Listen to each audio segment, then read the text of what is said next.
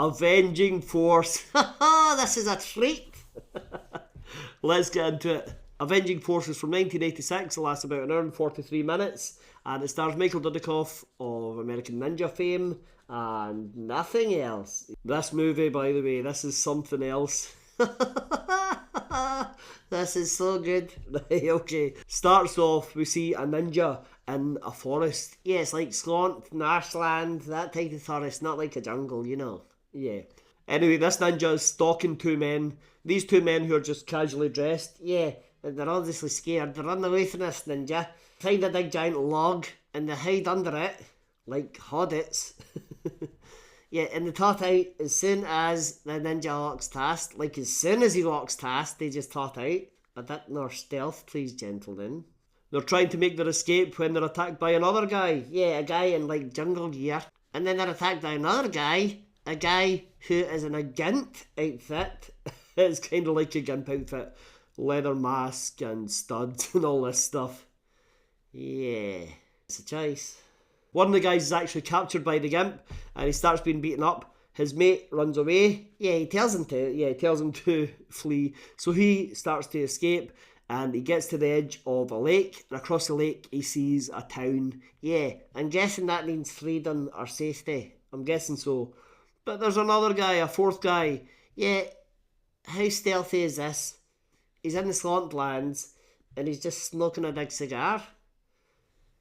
They'll smell it. Yeah. He's wearing a kabuki mask. Oh man, I hate kabuki.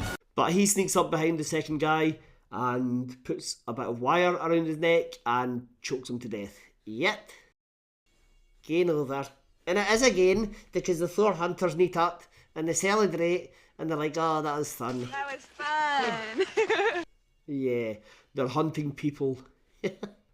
We cut to Matt Hunter, the star of the show. Yeah, him and his little sister, who's like 20 years younger than him, Sarah, and their granddad, they are heading out. They're going to meet a friend called Larry, and they're going to have dinner with Larry and his family. So they drive into the city because they live like out in the country. Yeah, they drive to the city and they meet Larry, who is there with his family. He's got a wife and two little boys. Yeah, cute little boys. I hope nothing horrible ever happens to them.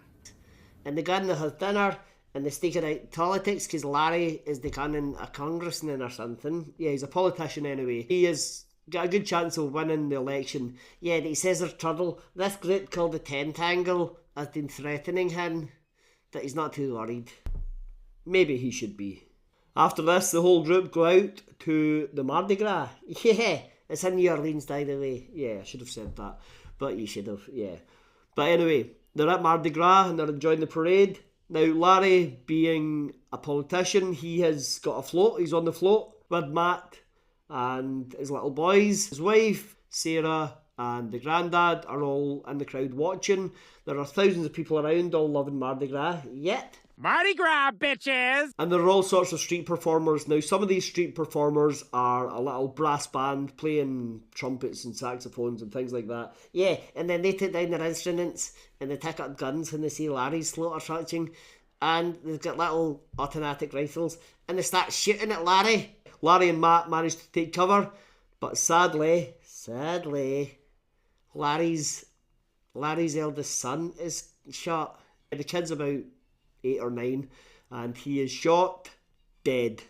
Matt and Larry give chase to the gunmen. They fight them off. They kill them all. Yeah, except the one guy, Parker, this little nerdy guy. He's in the roof. He started the whole thing. Nat chases him, and they both run out of bullets, but he manages to outrun Nat.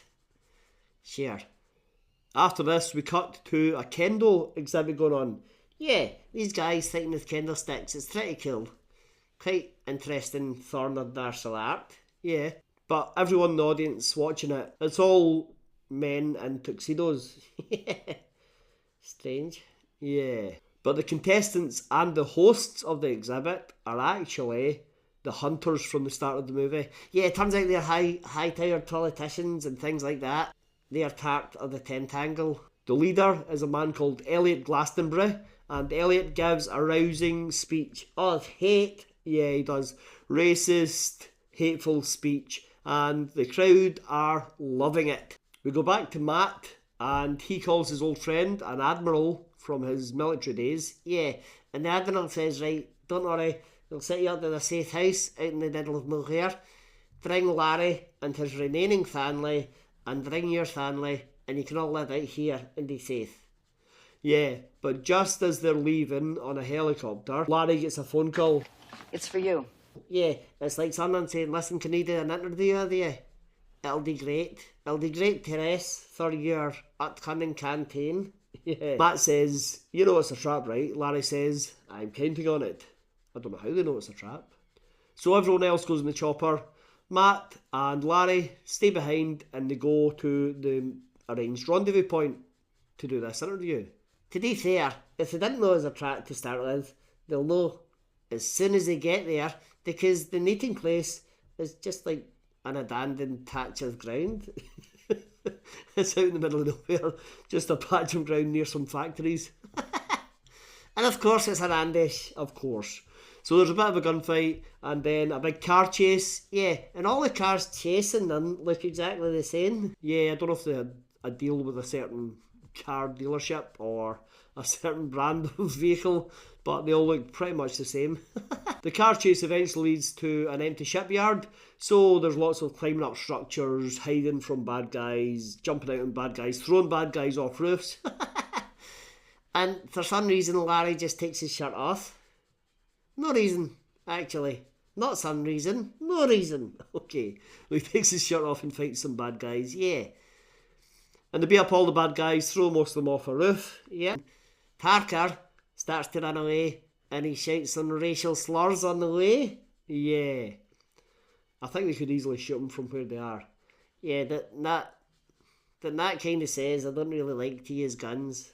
Yeah, which is pretty good. Yeah. That night, back at the safe house, Matt explains to Sarah he's going to have to go away for a while because he has to take care of these bad guys. And Sarah says, Are these men like the ones who kill Mom and Dad? And Matt says, yes. At the Pentangle base, the 4 hunters we met earlier, Elliot and his mates, yeah, Parker comes in. He's not one of the heads, by the way. The fifth head of the Pentangle is still a mystery, yeah. But Parker comes in to explain they got away. Oopsie. Larry survived, he got away. We blew it. Yeah, so they stabbed him and just leave him to bleed to death. Oh, crumb. They go hunting and they decide, we'll go and find Larry and his family and Matt and his family. Yeah, and they know exactly where to look. They get some balaclavas on, wear some tactical dark gear, take some weapons, and they easily find the safe house. Yeah, seems like someone's giving them information. Uh-oh. Now this scene coming up is crazy. Seriously, this is nuts. Okay, so they go to the safe house and they throw a fire dawn into the kitchen where Grandad and some guards, because the place is heavily guarded, Grandad and some guards are playing cards, so they're all blown up instantly. Any guards on the torch or on the patio or whatever are taken out instantly. They're shot or speared with arrows, whatever. Yeah, they're killed instantly as well. So now all the guards are gone. Grandad's been killed. Sarah's upstairs in her bed. Larry and his wife are in bed. Larry's remaining son, who's about 5, by the way, remember that. And Matt are all chilling because it's late at night. Yeah. When the explosion happens, the safe house starts to burn down. Larry grabs his family. He gets his wife out. Matt gets out. Sarah gets out. They're all getting away from the house. Larry decides, I'm going to go back to get my little boy. So he turns round, and as he turns round, he's shot in the back. But he fights through the pain. Matt darts out in front of him. He runs up the stairs. The staircase is on fire, by the way. So Matt takes the son, goes back into the bedroom, and as he does, Larry falls to his death into the fire. Matt takes the little boy, smashes out the bedroom window. They step onto the porch, and then Matt takes an arrow to the knee. Adventurer like you. And I took an arrow in the knee. And they both collapse off the roof. Look at this. This is brilliant cinema, guys. So Matt's on the ground in agony. Larry's 5-year-old son and wife are on the ground, Sarah's on the ground, and they're all surrounded by the bad guys, the hunters, and the hunters just shoot Larry's wife point blank in the face. She's gone. And then they just shoot Larry's 5-year-old son in the face. He's gone. This movie is brutal. Yes, it is. Take Sarah and they say, Matt, you are an amazing soldier. We've looked at your record. You're ex-CIA, ex-Special Forces, all this stuff. We think you'd be a perfect game for our hunt. We're going to take Sarah to ensure that you play. Yeah, so they leave him knocked out and they take his little sister. The game is on. What a movie so far. You're just taking out kids. This is brutal. So at night, I don't know if it's the next night, I don't know if it's the same night, I don't know if it's 10 nights later, but at night we see a little shanty town where all these locals, hillbillies, well, all these local rednecks, all these local people having a little street party. Yeah, they're all drinking moonshine. There's some little boy that looks like Tom Cruise. But they're having a wee celebration for some reason. Matt sticks his head out of the water surrounding the town and climbs into the town. Yeah, no one that's an island. No. He can't speak to anyone because everyone speaks French because it's New Orleans. New Orleans. Okay. But then suddenly Matt's surrounded by like 5 guys with shotguns and they walk him up to the front door of this house. No one answers, but people look out the window and then someone says something and Matt is led away from the house. I have no idea what's going on. Yeah, that weird. Matt's going around town asking everyone, have you seen a little girl? Have you seen a little girl? Have you seen a little girl? Have you seen a little girl? And they're all like, pardon? They're all ignoring him, basically. But he eventually finds Sarah, and she has been made up with a lot of makeup, and she's going to be auctioned off to be in the sex trade. Marco from Tropuya. Matt goes in and speaks to the person who is making her up and getting her ready for the sale and just shoves that person into the water. They just leave. They just leave the town. No one stops them. Just lower themselves into the water and head off into the swamps. Yeah, I thought this is weird. That this is the start of the hunt, you see. It's the start of the hunt, but not really. What do you mean? Do you remember the next time we see them, it's daylight, so it's the next day. Alright enough. Because they take shelter in a storm drain. Yeah, they sleep there for the night. And then in the morning, Matt says to Sarah, stay here. Whatever you do, stay here. Don't move, stay here. Do not move! And he goes out and he starts hunting the hunters. That's his idea. I don't know how the hunters didn't see them in the storm drain. I don't know either.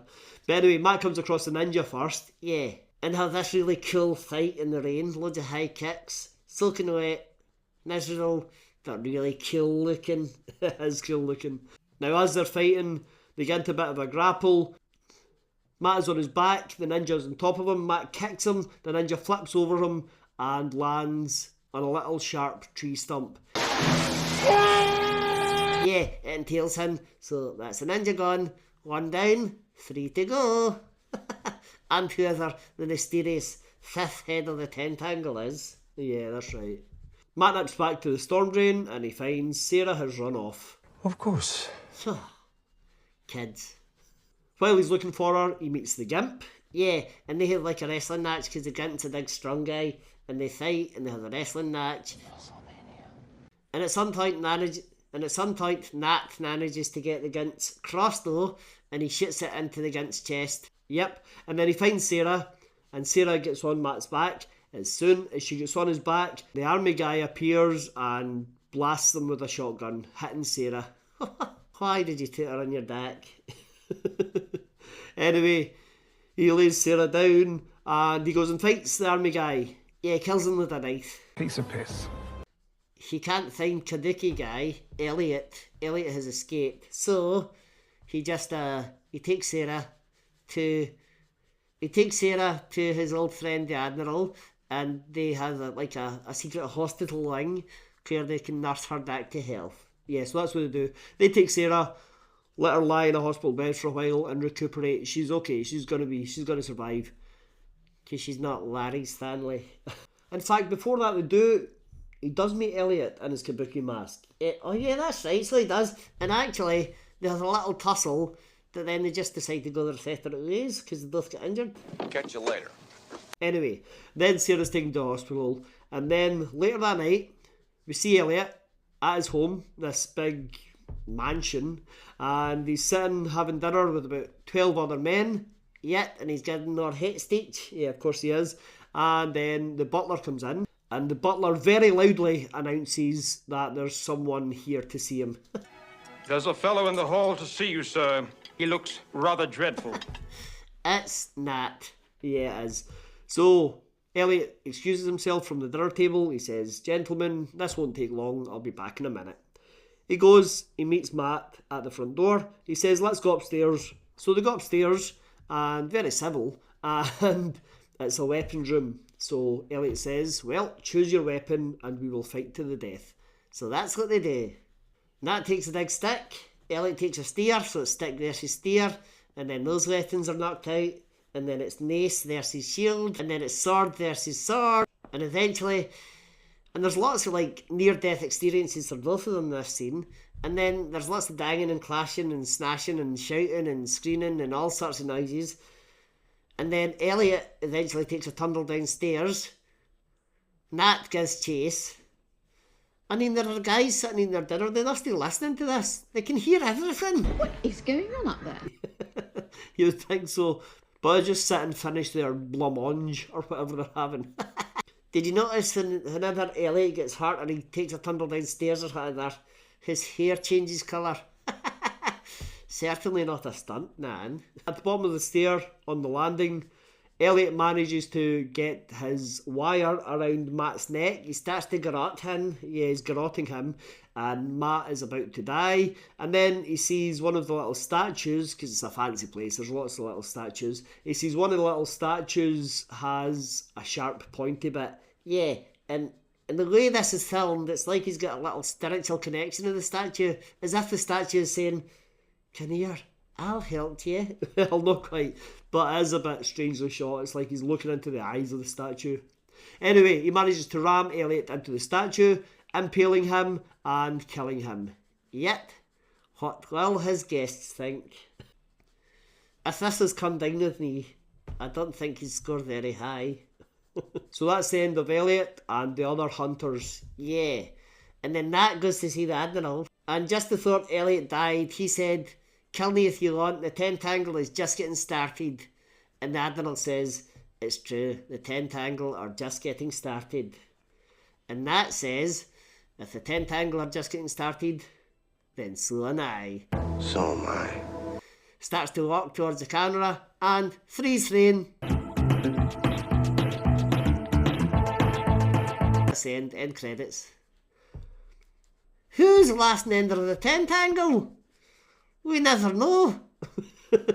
We never know. Is there a sequel? There's not a sequel, no.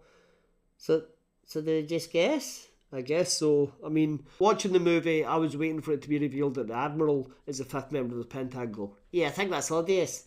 But they never tell us. It's just, killed those four, and then, so long suckers.